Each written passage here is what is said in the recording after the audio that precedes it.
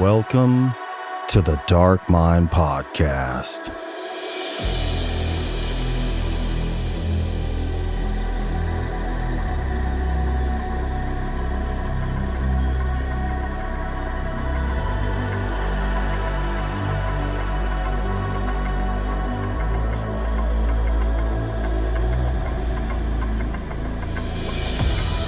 Friends and familiars, thank you for tuning in to another episode of the Dark Mind Podcast, where we explore the boundless realm of dark literature and film. On today's show, I have a writer and director with a creative drive that is untethered to genre. She's joining me today to discuss her new short horror film entitled Toska.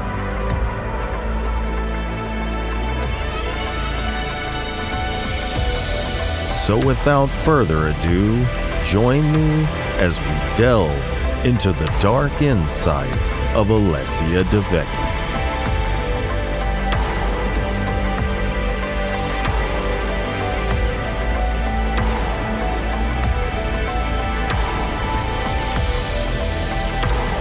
All right, friends and familiars, we are live on YouTube, Twitch, and Facebook with Alessia Devecchi here to discuss her recent short film, Toska. Alessia, welcome to the show. Thank you for having me. Absolutely. Thank you for joining me on this 14th day of January 2025. I came across your work, oddly enough, from the world of Bookstagram, and when I watched Toska, I was really impressed by your wide emotional shots, which kind of made me think of Denis Villeneuve. And it was amazing to see metaphor and emotion so adeptly applied to the medium of film. So I'm really excited to talk with you about your film and your process. So thank you for being on the show today. I look forward to answering your questions. And listeners at home, I did warn Alessia before we started recording about my notoriously long-winded first question, so I figured I'd warn the listeners again as well. So the film is about a hunter's obsession with the creature that has eluded her, which leads her down a dangerous and lonely path.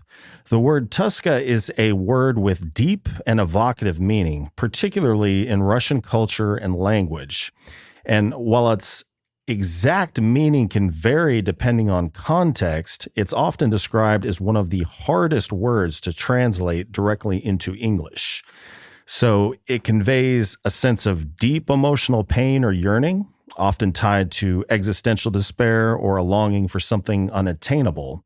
It also can reflect a wistful sadness or homesickness, a kind of longing for the past or a place that feels distant.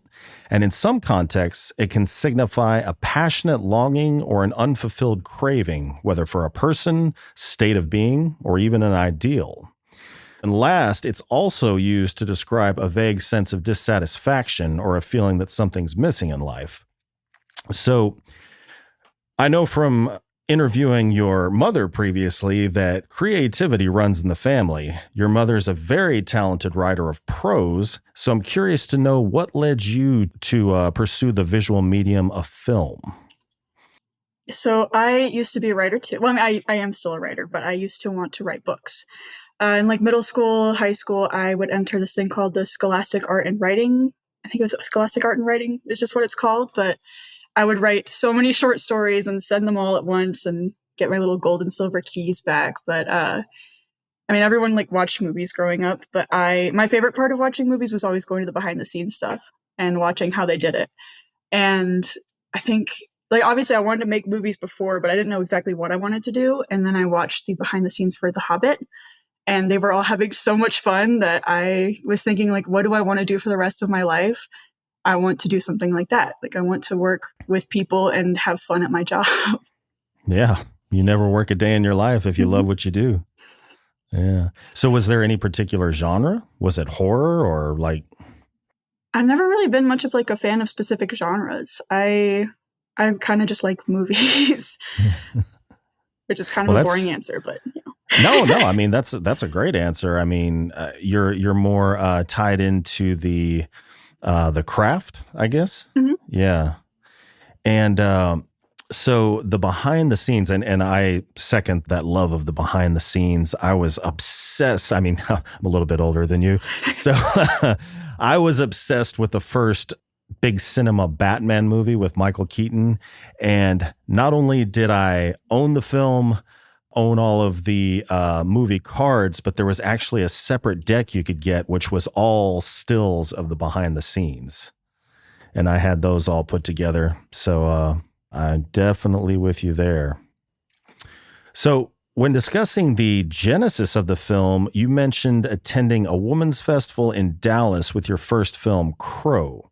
You state that you were blown away by the creativity and craftsmanship showcased by the women in their films, and you left the festival feeling inspired, knowing that you wanted to bring this particular short story to life. So how does Toska compare to your first film, Crow, in terms of style, tone, and I was going to say themes, but I've taken a look at Crow. I think probably the theme is, it's a Western. Mhm. Toska is not, but as far as style and tone. I would actually argue that they're pretty similar. So, I mean, they both have two main protagonists that are kind of at odds with each other. And both of the films so far all three of my films have another film that I just shot recently, but they all have themes of family. And all the protagonists are very closely bound to each other. With Crow, it was siblings. And then in Toska, it's these two women who are like lovers. And so it's kind of a different dynamic, but it is still, I guess, it's visually different too, because Toska is full of like wide, you can't say B-roll, it's something, insert shots of like nature and the surroundings. And I feel like Crow was very much more conversational. Like it's very dialogue heavy. So as far as the festival, I brought Crow to that festival and saw all these films that were way more ambitious. And I'm not saying it's not ambitious to make a period piece in college, but I have always wanted to do something different and not just, two people in a room talking. So with Toska, I wanted to do something kind of crazy. So I settled with doing a horror, thriller, fantasy kind of drama out in the mountains. Because why not? It was something that I didn't see, that I still haven't seen in any other festivals. So I just thought it would be cool. Yeah. So was Toska more visual than Crow? Mm-hmm. Yeah. And if you look at the scripts, Crow is very much like dialogue. It's all dialogue down the page. But with Toska, I originally had it with no dialogue. And so it was all just action scenes, and action lines don't take up a lot of space. So the whole script itself is like 5 pages long, but obviously the short ended up being a lot longer. I wanted it to be more visual. Like I said, originally I wanted no dialogue, but then I kind of thought like nobody really wants to watch a short with no dialogue. But I mean, people do like to watch those kinds of shorts, but I didn't trust the audience enough. And I talked to another filmmaker about this, that, trusting the audience is a big part of making films, but I like how it turned out. Mostly visual with that little bit of dialogue to kind of give you context. Yeah. Do you think you could have conveyed the premise completely visually without dialogue? I think so. I mean, it would have been a bit more vague. Like people already take away their own things from the short because it is already like a lot of it is up to interpretation. But I feel like there would be even more left up to interpretation. And like I said, I didn't trust that the audience would get it. So yeah, I got you. Well, so did the festival inspire you to take creative risks with the project? Absolutely. Yeah, absolutely. It did. And I also, because it was a women's film festival, and I wanted to write a story kind of like, because there was all like women-based films, and it was really cool to see. And I left it thinking like, oh, I want to make something that would like fit this festival, that like I could take away elements from these festivals and kind of put them in my own works. And I may be misremembering this. I can't remember exactly what you were drawing inspiration from exactly, but is that where the costumes for Toska came from? Were inspired by something in that film festival? No, not the film festival, but the storyboard artist. When I met with him and I talked to him about well, he also did the concept art. His name is Ben. He's an incredible illustrator. Shout out to Ben. Yeah, shout out Benjamin Hovitt and his Savage Land comics. I met with him and I was kind of explaining the vibe that I wanted to go for, like this kind of otherworldly fantasy thing. And then he immediately was like, oh, Conan the Barbarian. And so he started to draw up stuff based on that. Yeah. Okay. I can see that. Mm-hmm. The tusks. Yeah. And like the big horns and the. Yeah. Well, you said in the bio that the inspiration for the film started with one shot that you envisioned. A top-down view of some footprints in the snow and some blood. Now, envisioned from seeing something in nature, or just it just spontaneously came to you just out of the blue? It just came to me, and I was thinking, like, that would be a pretty cool opening to a movie, like just a cold open with that being the introduction to the protagonist. So what about that vision brought to mind a word with such emotional resonance? Like, how did that, Toska? So that came way, way later. I envisioned that shot, and then the story started out as a super simple, linear, like visual story, just no dialogue. A hunter finds a monster and kills it. Like it was just something I thought would be visually cool. And then when I thought of it, I was living in Texas, and so I really wanted there to be snow. And we were in Texas, so we would get ice, and so I shelved it for a bit. And then I was in an abusive relationship at the time, and I left. And after that, like I made Crow, and then I moved to Colorado with my parents. And then I kind of looked around, and I was like, oh my gosh, like I can look out my window and see the mountains. This would be the perfect place to set that little fantasy story. And so like the closer it got to being a reality, I started to tweak the script and completely changed it from just a hunter and a monster to more of this, like kind of a therapeutic thing for me, where the monster was like this. It was more of like a feeling of like something that was like emotionally weighing the character down. And then that was when I started to explore more themes, and I added the second character. And that was how I found the title. Was I was looking for something that would convey this deeper emotion than just like monster getting attacked. I don't know, monster hunter killing a monster, Uh-huh. Yeah. I like learning about new words that have such a broad kind of ineffable definition. Like I said earlier, at least from what I read, it's very hard to translate into English. Another word that comes to mind is sonder. Mm-hmm. Yeah. It's another one of those terms where it's just kind of like you have to stop and put yourself in the position of being in a crowd and looking around. Yeah, all these people, they have hopes, dreams, horrible things happening to them, all living their same lives. It's not something you can just like, oh, it means this. It's like something you have to feel. Yeah. Yeah. Well, how did the meaning of Toska influence your direction of the actors, particularly in portraying complex emotions like longing or despair? So I was really lucky to have two actresses who are brilliant theater actors and also knew each other. So it kind of helped me get over that hurdle of directing two people through like a more intimate, like emotional scene. I wouldn't say like the title, because it was just a working title for the longest time, and then I really just settled on it till I was like, okay, this is actually perfect for what I'm trying to convey with this film. That was very helpful because it was kind of awkward for me because I'd only ever directed Crow before that, and that's siblings, and I was like, okay, I need you guys to like put your faces really close together, but they were friends, so it's like this is a lot easier than I thought it would be. But they did a fantastic job, I think. Yeah. Well, is the monster in the story a metaphor for the protagonist's internal struggle? So, kind of, yeah. I mean, like obviously in the film, it's a real monster. It's not just like in her head.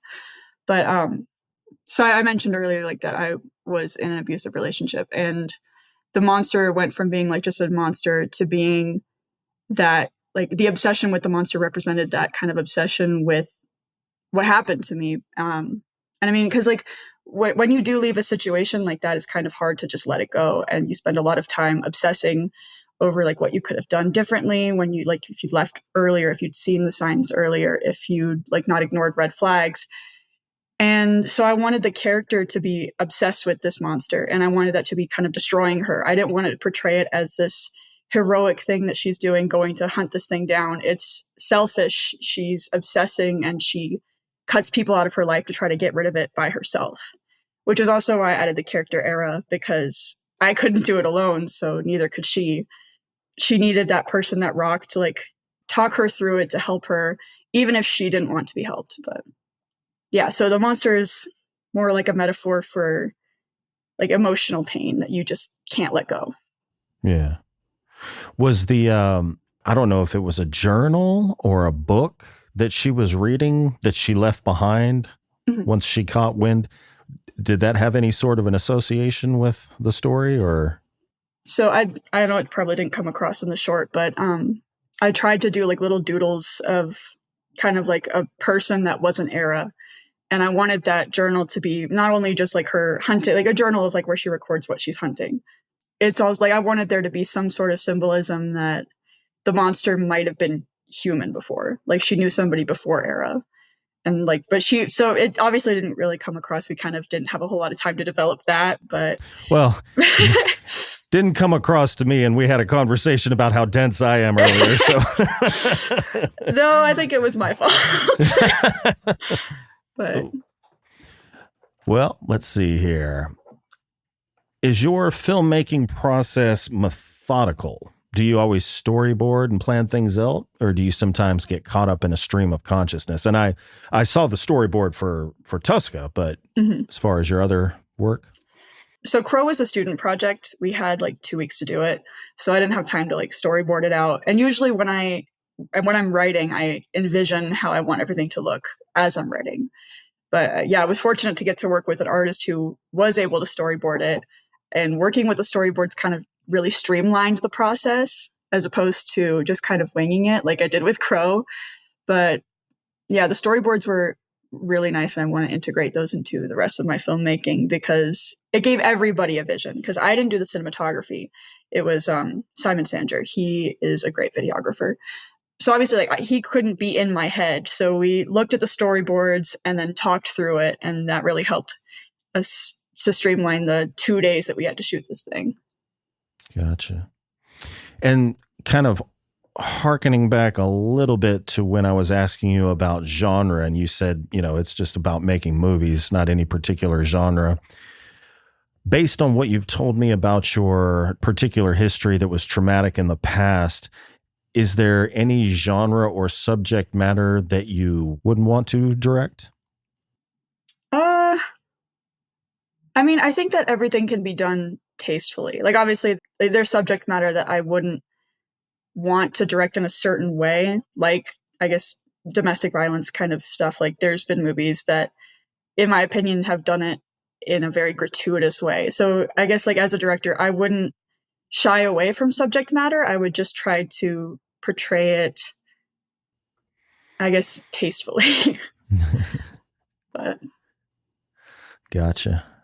Well, I don't know. Maybe this is an appropriate question. I was just curious to know how much input do you give to the actors, and how much do you kind of leave it up to them to maybe see what their interpretation is of the script? So I really like seeing how actors interpret scripts. So I want to take this back to Crow, to the audition process for the character Lita.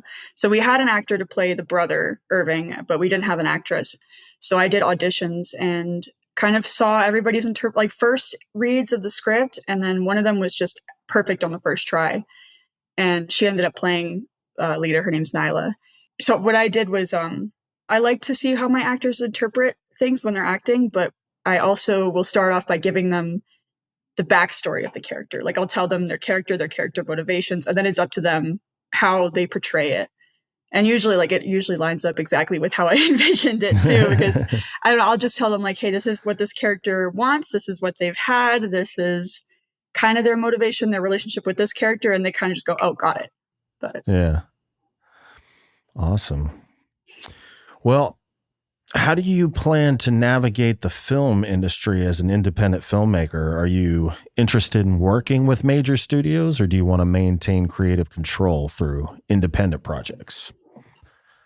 I would love to work with any big studios, honestly. But like as far as my own projects, I mean, who doesn't like creative control?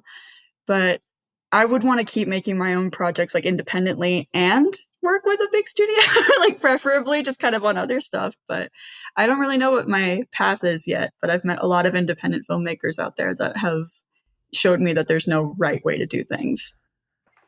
I mean, is that common for certain people? Like, I don't know who I could use as an example, but somebody that directs major motion pictures also doing independent stuff on the side?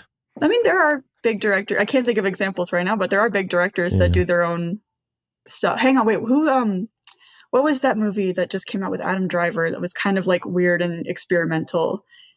I think was it a Francis Ford Coppola film? Because I think that was independently funded.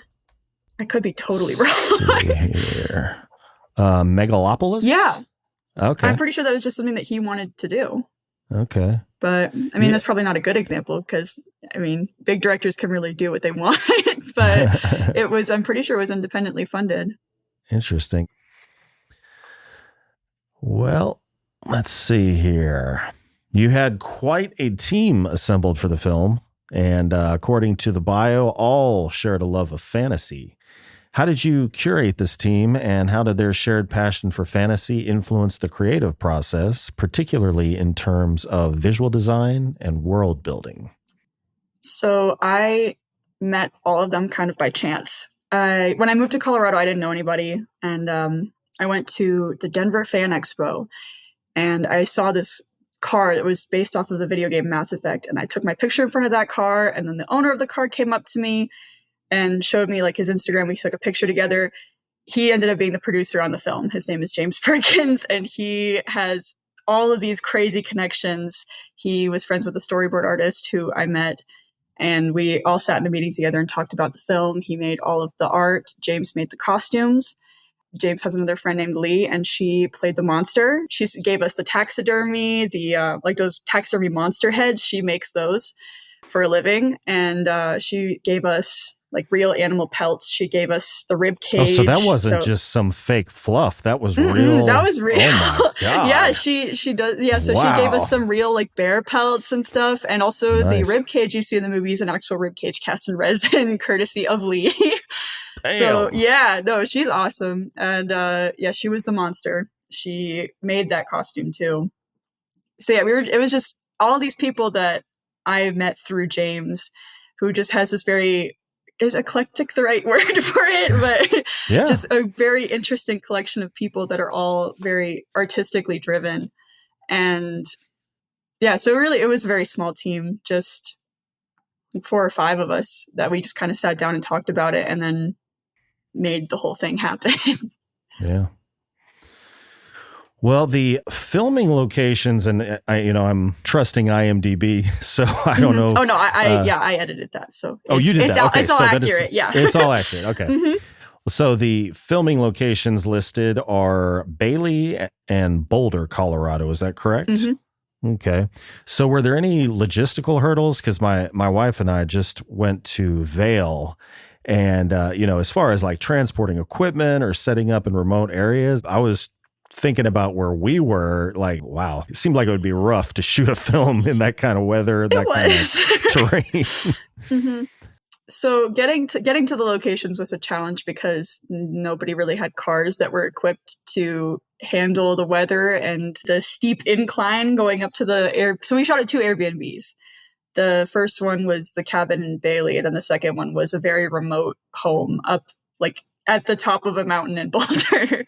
And it was very difficult to get up there. We didn't have a lot of huge equipment. We used a Sony a7 IV camera to shoot the whole thing. And we used, I have a little handheld stabilizer. So we used small camera, small stabilizer, and we didn't use lighting. We had to use all natural lighting, which was kind of a challenge, but I think it ended up working in our favor because it was a very clear day when we shot outside.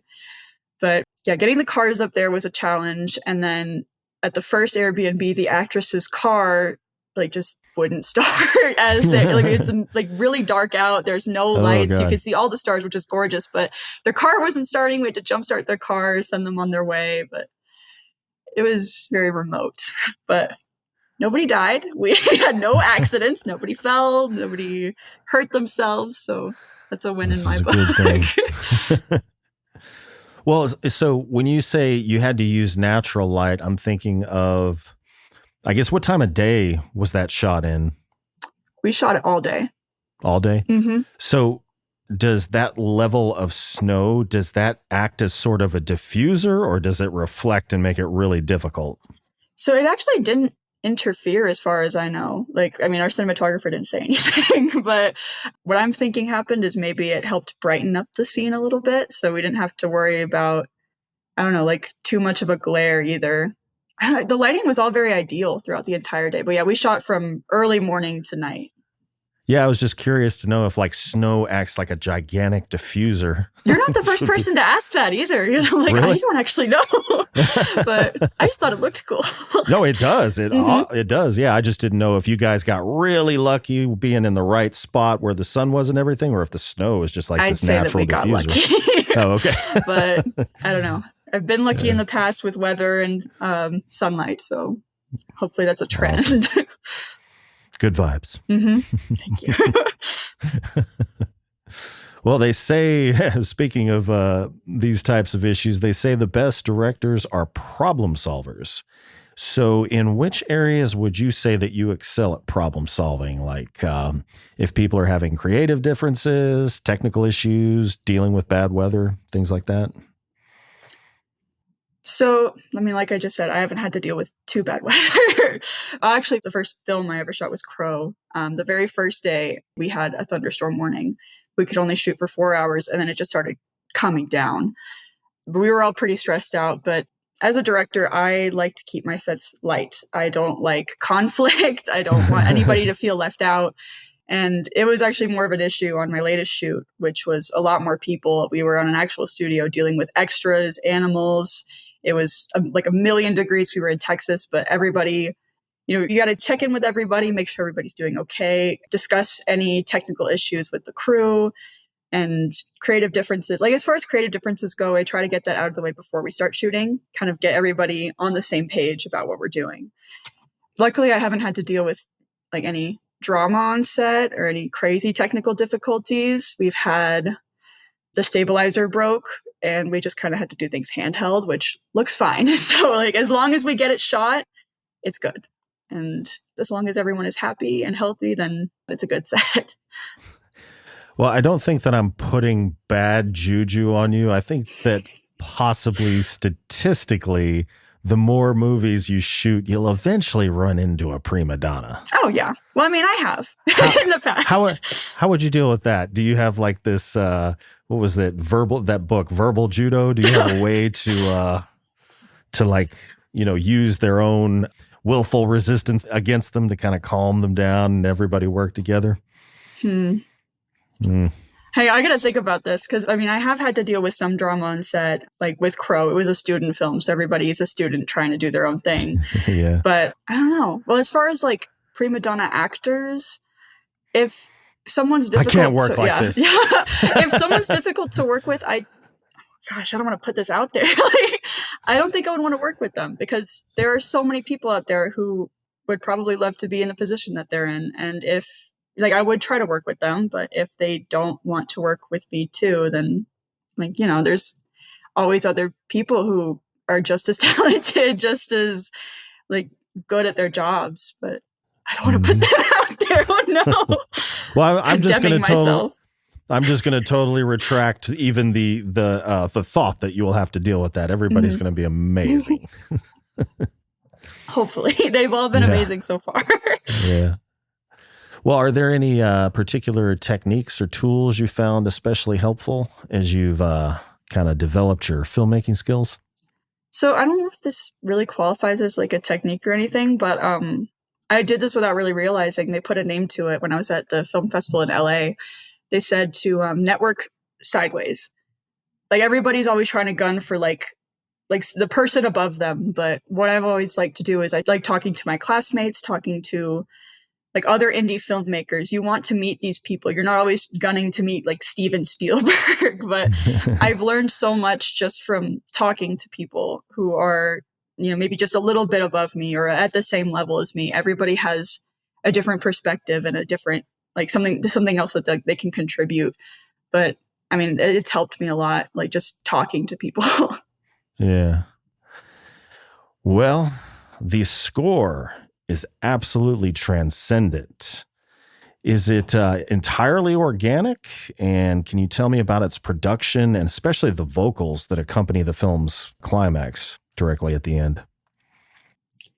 So the score was made by the composer he's worked with a few times with me. Oh my gosh, I'm stumbling over my words. His name is Pierre H. Jacques, and he goes to the same school that I went to. And we met. I'm sorry, I don't mean to stop you. Mm-hmm. Is he the same one that did the score for the book trailer? Yes, that's him. Yes. Okay. Mm-hmm. All right. Yeah. Sorry. No, he's very good. Mm-hmm. Oh yeah, you did see the book trailer. That's right. Yeah. He did that one. He did Crow. He did Toska. Obviously, he recorded. So he wrote everything. I kind of just sat on the phone with him and I talked to him about like my vision for how I wanted it to sound. And we kind of talked about representing the characters with instruments. And I believe it was a cello that he had recorded live and a harp, but he did some recorded live. And I don't know, this is a question for him. And I hope I'm going to call him a couple of days and he's going to be like, that was completely wrong. But yeah, so he did a lot of live recording for this one and he was really stoked about it. As far as the vocals, I licensed a song for the first time for this film. I had a writing playlist. That's usually how I work, is I make playlists and I listen to music and it inspires me to write more of the story.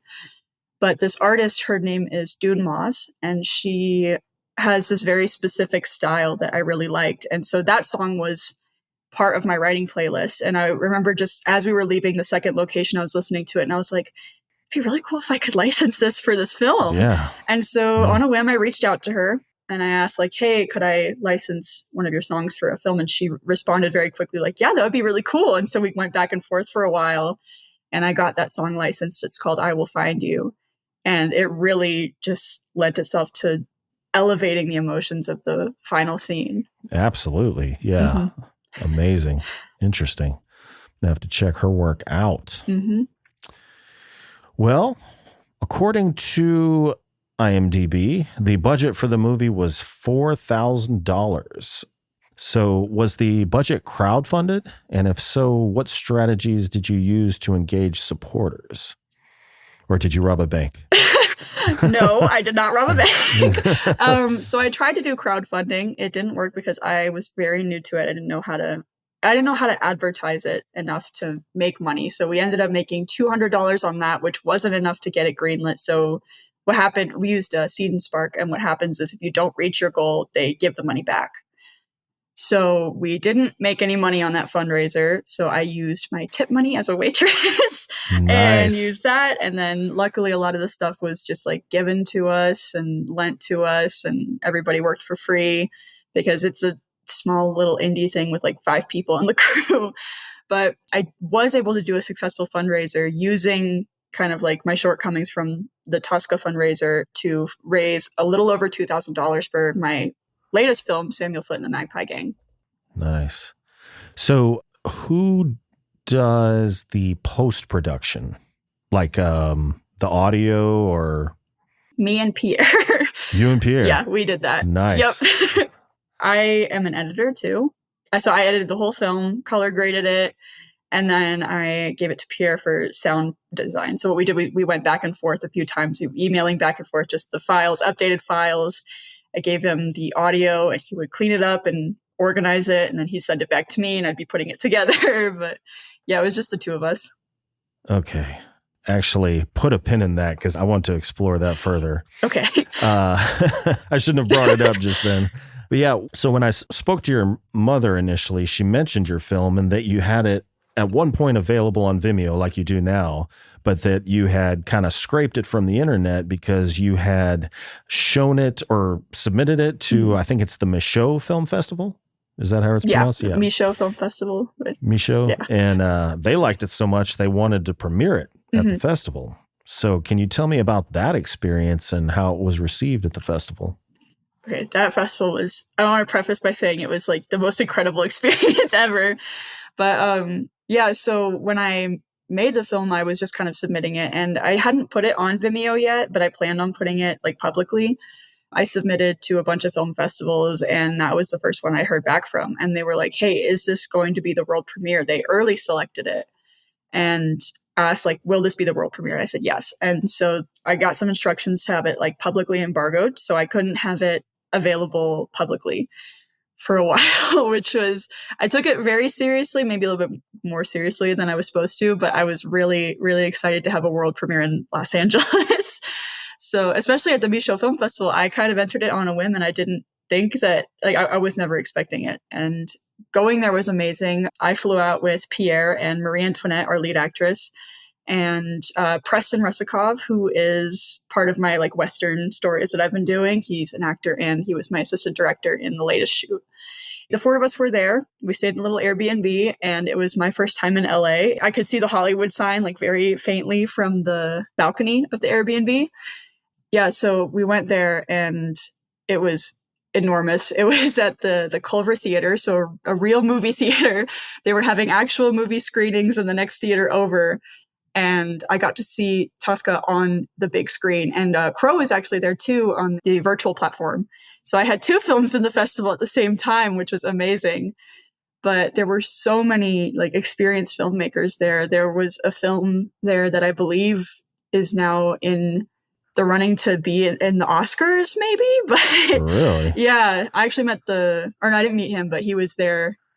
He gave a speech. I met a few other filmmakers who were from all over. There were filmmakers from overseas that I met. I got to speak to them, and we all exchanged information. People were like, we were talking about like, oh yeah, if you have a script, send it over. I can edit it. Or like, oh, I have a script. I want you to read it. I'm like, yeah, that would be amazing. It was probably the best networking experience I've ever had. And they had a little red carpet where we got just like quickly interviewed. They were running us by, people with microphones, and it was crazy. No pictures. No yeah, pictures. like, no. Well, the film festival itself has a very distinguished origin. So can you tell us about the festival as far as its background and how your film resonates with the festival's mission and vision? So what they were talking about while I was there, it started very small. And this was their first time at the Culver Theater, I believe. And it's been growing exponentially since. But don't quote me on this, but like they started as just like very small kind of like local film festival, and then it grew to the size it's at now, which is pretty big. So the mission is really to just elevate filmmakers that otherwise wouldn't be. So like very independent films, like international people of color and LGBTQ filmmakers. And I was just really excited to be picked and like seeing, I wish I could have seen all of the films, but they had so many back-to-back-to-back screenings. Yeah, I would love to go to a film festival, go to Cannes or something like that one day. I had a friend who went to the Toronto International Film Festival. She said that was insane. Wow. I would love to go to that one. Nice. Yeah. Well, in your view, how does the emotional weight of Toska translate across cultural boundaries? Are there elements of the story you think might be understood differently depending on the audience? I actually have a cool story about this. So obviously the world premiere was the first time other people got to see it that weren't like my brother and his friends.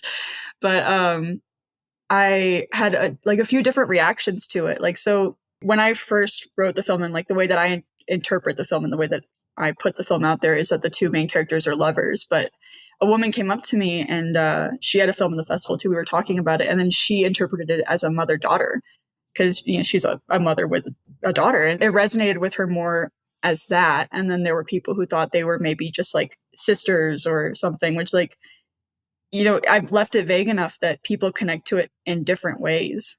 And I thought that was very cool to see people like, oh, I liked this because I thought it was this. And I mean, sure, yeah, that's what it is then. Like, if that's what resonates with you as the viewer, then yeah, like it was really, really cool to see actually how people interpreted it. Awesome. Well, did exploring the meaning of Toska change or deepen your own understanding of longing, pain, or dissatisfaction, specifically as a filmmaker or a storyteller? I mean, like I said earlier, the title just kind of came after the fact. Mm-hmm. But well, not so much the title, I guess title, okay. the film itself. Okay, the film. Yeah. Well, it was definitely a journey for me to make the film, like emotionally putting that story on paper, especially like seeing how the actresses were able to portray that relationship. I mean, it gave me more confidence as a director to direct scenes in the future because, you know, when it's like a hurdle you have to get over is like, it wasn't even that crazy intimate of a scene, but it still felt awkward. Like, hey, can you guys hold hands? But yeah, seeing the way that it looks on screen definitely helped me to, you know, kind of get over that hurdle and know what I want to do in the future too. Like being able to direct through that and have those feelings expressed on screen. Yeah, I haven't really thought about it until you talked about, you know, as you're saying that moment, you know, it's a tender moment. It's intimate, but it's not like it's sexual or something like that. But even that, I'm trying to put myself in the position of being on set, I imagine would be a lot more intense than I think it would be, you know, especially if I'm the director. Yeah. It's like I'm telling two people to hold each other. Yeah. Because it's like I've seen guns fired on, you know, movies for as long as I've been alive. But actually being around one that gets shot is much different. You know? So I imagine it translates the same thing to human interaction. Yeah, a lot more intense. And I mean, I think generally I'm also just a very awkward person. So I'm like, well, because with Crow, like they just touch each other's arms. And I remember being like, okay, can you guys stand a little bit closer together? And like, are you comfortable like having your arm touched? And I'm like, I just need to get over that actually. Because as long as I talk to my actors and everybody's comfortable, but. Yeah. Gotcha. Well, do you think being a young, or actually let me preface this question with how old are you? I'm 23. 23. Do you think being a young filmmaker gives you a unique perspective or edge in storytelling? And if so, in what way? I don't really know if age has anything to do with it. Like, obviously, like, coming into it, I would have maybe a more contemporary understanding of filmmaking and storytelling as opposed to somebody who is older and like grew up on different movies. But I really don't think that like my age has anything to do with it. I'm trying to figure out how to answer that. Yeah, I don't even really know what I was looking for. I don't know if it was more of a, well, you're young, so you're more resilient. You can work harder. I don't know. Maybe. Well, so I've kind of asked you this in one way, as far as, you know, whether you'd want to do big time productions or maintain like an independent production so you can maintain the creative control. But regardless of either of those things, as a young filmmaker, what are your long-term goals in the industry? Because you've got plenty of time. I mean, speaking of, I wish I had that much time. I mean, when you're in your 20s, like, I mean, obviously I'm not that old, but like you feel like you're falling behind. Like the second you graduate college, it's just all like, I'm old now, which obviously I'm not. Like I do have time, but it's easy to feel like I am falling behind in some aspects. Well, good. Maintain that because it'll keep you going. It'll keep you motivated. I'd rather be positively motivated, not scared. Just like an hourglass, just like. Oh, no.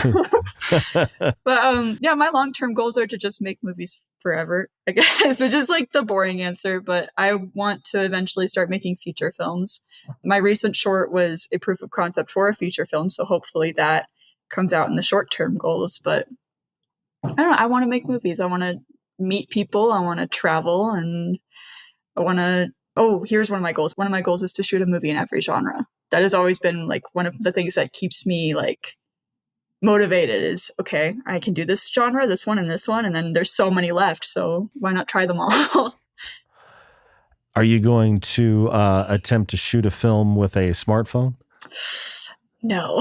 I'm not a fan. I'm not a fan of those personally. I've never seen any of those particular films that are, you know, renowned for people shooting them on an iPhone or anything. But I mean, you know, I'm not a filmmaker, but it's a 4K camera. Is it not doable? I mean, my phone is kind of an older phone, and it's not the best. Well, yeah, I'm sure it is doable, but I don't know. I don't know. Maybe I'm just too traditional. But yeah. There was a film that I watched that they didn't do the whole thing on a phone, but they shot the last scene on a phone, and it was the Florida Project. And that was only because they shot the last scene at Disney World, and you're not allowed to bring cameras into Disney World, like movie cameras. But that was cool. Like I might integrate like bits and pieces one day, but. Yeah, not to become some sort of standard, just a novelty. Like, oh, and this is my film that was shot entirely on a smartphone. It might be fun to do someday. Yeah.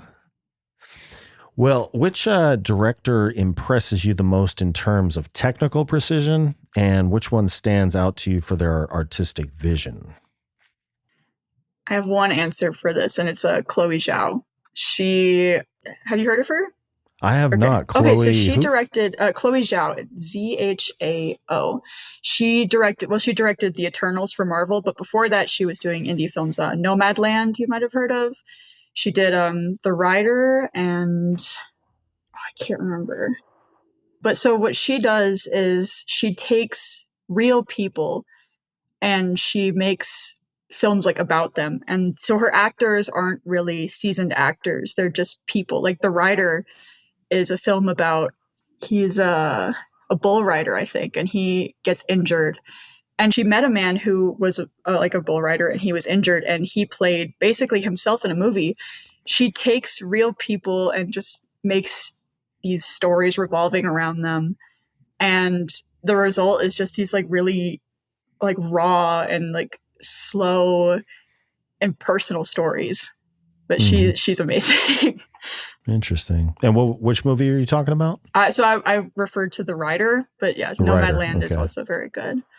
Okay. But yeah, she takes just real people and not just A-list celebrities, and she turns them into stars, and in these really grounded, like it feels like real life. Nice. Do you like more, I don't know, I don't know exactly how you would put it, more of the avant-garde style films, like French extremism, for instance? Oh, my favorite movie is The Cabinet of Dr. Caligari. I don't know. I mean, personally, I don't really like experimental like stuff like that very much, but I don't know. I don't have a favorite. Like, I don't have a favorite genre. I will watch them, but like, they're not like my favorite. Yeah. Yeah, I don't know. I guess I'm kind of an adrenaline junkie. I like the extreme cinema. Well, let's see here. Is there anything you avoid because you feel that it stifles your creativity? Oh, shoot. See, you're in Colorado, right? Yeah. Gummies? I feel like that would boost your creativity, though, right? Yeah, probably. I don't know. For some people. Yeah. Probably you.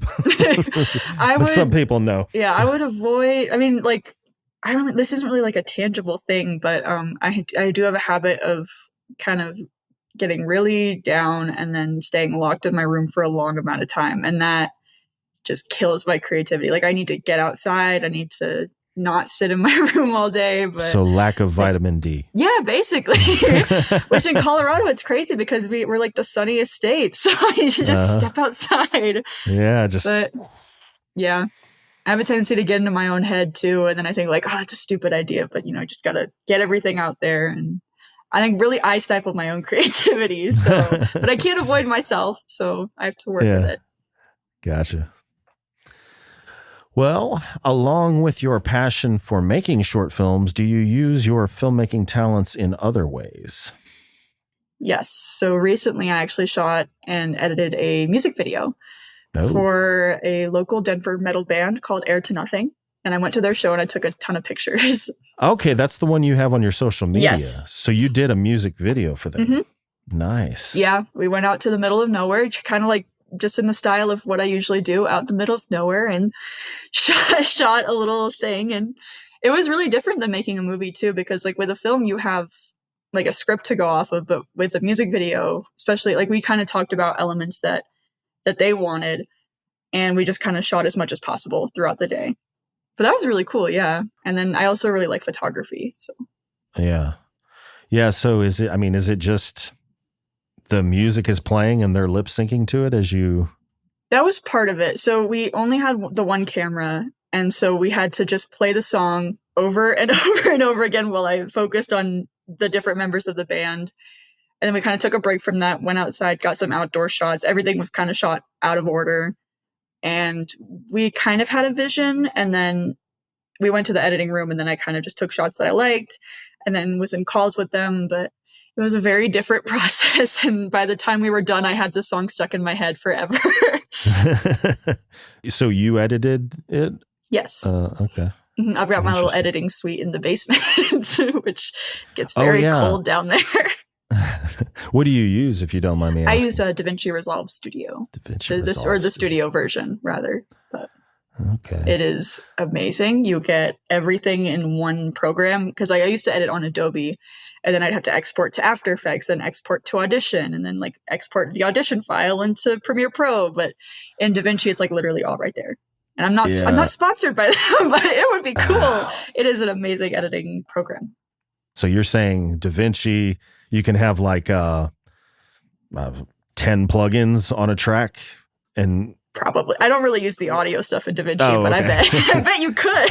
Okay. But yeah, no, I usually just do the editing and then the color grading and then a little bit of the effects. So tell me about Crow a little bit. I mean, you've been talking about it quite a bit, is alluding to it in relation to questions about Toska, but it was a student film, you said? Yeah. Okay. I made that in college. Mm-hmm. Nice. Yeah. So, Western? Yep.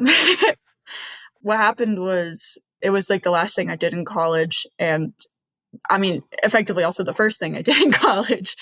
But I had the disadvantage of COVID happening while I was in college. And then I transferred.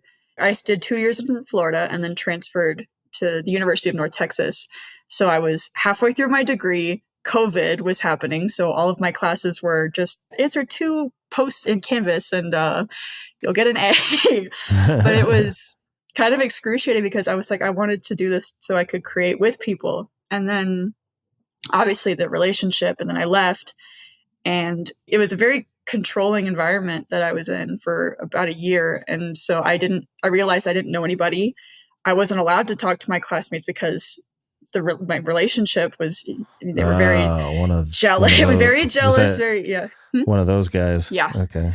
So I wasn't really able to connect with any of my classmates before that. And then I had a few months left of the semester and I kind of had a breakdown. I emailed my professor. I was like, I don't know anybody. What can I do? And he's like, oh, meet with me next week. And then I've had this Western story. It's a really big story. So I want it to be a series someday, but I had this idea. And I remember in that directing class, I had seen like an audition reel from the theater department because they were doing their acting for screen class. And I saw one of the actors and I remember thinking to myself, I actually wrote it down in my notebook. I was like, okay, Bryson Chalk as Irving Crow. And that was way early in the semester. And then I never thought it would happen. And then we had a final project and I didn't know anybody. So I was kind of freaking out a little bit. And I was like, okay, I want to make a Western because why not? Let's see if this goes anywhere. I started writing a script, reached out to the actor. He was interested. And so I was like, okay, now I just need a partner in class. I kind of just like, okay, I have a script and an actor who wants to be in my project with me. And then I had 2 of my classmates actually join me on that. And then I was in the short film club and I had just joined as they were finishing their final production of the year. And I was like, hey, you guys come with me. We're going to do a Western. And then we did it all within a very short amount of time. But yeah, I just kind of like got off my ass and I was like, okay, I can't, if I wallow in self-pity, I'll have nothing to show for college. And I mean, I think it went a long way. Yeah. Yeah. I'm going to have to check out your entire filmography. That is my entire filmography. Yeah. Crow and Toska. Yeah. Well, what about your upcoming Western? Samuel Flint and the Magpie Gang. You know, anytime I hear Magpie, I'm going to think about my grandmother. My mom's Canadian. Mm-hmm. She grew up on a farm, and my grandmother was old school, on the farm type of person. And magpies are pests, basically. Mm-hmm. And she had a really nice garden. And I don't know what it is they eat exactly, but they take stuff out of the garden. So she had a .22 rifle that she had right there in the kitchen, and she would shoot out of the kitchen window and tag these things. This is badass. Don't mess with Granny. Yeah. Yeah, that one, I mean, that one's not done yet.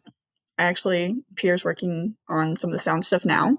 So hopefully that'll be out soon. But yeah, it's a bit of a prequel to Crow. So yeah. So the guy with the big gun in Crow, like without spoiling anything, the guy with the big gun who does that little smirk at the camera, that's Preston. And that character is Samuel Flint, and he's the protagonist of this. And it's kind of like the villain origin story. But this one's just the proof of concept, so it's just kind of a fun little heist. Okay. Well, I feel like I remember reading that as far as Westerns are concerned, you do have a soft spot for Westerns. Is that right? Mm-hmm. Where does that come from? Okay, this is kind of embarrassing, but you know the movie Spirit, Stallion of the Cimarron? The animated horse movie from DreamWorks? Oh no. Okay. Well, I don't have kids, so okay. like. Well, that was like, yeah. That movie came out the year I was born, I think. But that one, it's about the Wild West. Like, it's about taming the Wild West, or like the lack of ability to tame it. So I was like a little baby when I saw that, and I was like, that is so cool. Like, imagine just like this open landscape. And then like it kind of grew from there. I'm Italian American. My dad's parents never left Italy. And my nonno, he loved Westerns. And I'm pretty sure like if you would have asked him, he would have thought that America was all like longhorns and cowboys and rodeos. The Wild West. Mm-hmm. So I remember like, okay, I'm going to make a Western because he liked Westerns. And I also like Westerns. I've been grilled at my job because there's a lot of old cowboys that come into the restaurant I work at. And they're like, well, you haven't seen any of the real cowboy movies. And I'm like, I'm sorry. I'm a big fan. But I really liked, in high school, I saw the movie True Grit, but it was the 2010 remake. And that was the first Western that I seen that had a female protagonist. And I was like, that's really cool. Like, she's this like little girl and she's going out to avenge her dad. It's like a vengeance story. And it was really cool to see that. So I started to write my own Western about, like, originally the whole thing was about this woman who is going to go like rescue her good for nothing husband who's about to get hanged for his crimes. And so I was thinking horse thief. Yeah. So I had this whole story laid out, and then it got really big. And then I had side characters like Irving and Lita that now have their own little movie. But yeah, it's a really big overarching story that I've had going since maybe sophomore year of high school. All right. Yeah. Interesting. So I love Westerns and like that pre-industrial revolution kind of stuff too. Like just before everything had to be tamed, really. Like there was stuff that they couldn't quite get to. And then, I mean, now obviously everything is civilization, but. Is anybody addicted to laudanum? Is anybody addicted to laudanum? What? Go ahead. Back in the Old West, there was a remedy called laudanum that was full of opium that a lot of people got addicted to. Integrate it into the story. Yeah. There's lots of characters. You do modern day, it could be fentanyl. No. Oh, no. No, don't do that. A little joke there. Well, what is the life of Alessia Devecchi like outside of filmmaking? So I work full-time as a waitress, which doesn't leave a whole lot of time to do other stuff. My boss isn't really a huge fan of when I have to ask for a long time off to film something. Can I ask what type of restaurant it is? It's kind of like a sports bar / like family restaurant. It's fun, but it doesn't really leave like a lot of time. But when I'm not working, I am editing videos and playing video games when I can get that into my schedule. Do you stream the games? No. No? Okay. No, I am not a streamer. I could not be a streamer because when I play, I'm very focused in and I kind of forget that I'm alive. So I wouldn't be very entertaining to watch. But I also like to make props and costumes. I am going to try to start attending more things like Fan Expo because I went again this year and it was so much fun. And I got to get my picture taken with Sean Gunn and Keith David, which was a highlight of my year. Yeah, just regular nerd stuff, really. Sounds good. Well, Alessia, it has been a pleasure talking with you. Sorry, I'm like, oh, okay. I think I did it. Nailed it. Hell yeah, nailed it. Well, so as we bring the show to a close, is there anything you'd like to plug or let your viewers know about? So, Samuel Flint and the Magpie Gang doesn't have a set release date, but keep an eye out for that. And then in the future, maybe keep an eye out for a feature under the same name. In the meantime, I'm also writing a kind of cosmic horror sci-fi script. So keep an eye out for that one too. Dope. Something you're going to produce or try to put out there? I'm going to try to put that one out there. So my plan for that one is to kind of have the screenplay circulate a bit and then see where that goes. But I've got big plans. Nice. Sounds good. Well, definitely do stick around when we sign off just so I can give you some information. But listeners at home, both live and on demand, all links are in the description. And Alessia, thank you again for joining me. Thank you for having me. And thank you to everyone who tuned in. If you enjoyed today's episode, please be sure to like, share, and subscribe to my YouTube channel so that you can watch the episodes live. Be sure to tune in every Tuesday for a new episode featuring the best and brightest writers and filmmakers of dark literature and film. So until then, stay healthy, stay sane, and as always, thank you for listening. See you next time.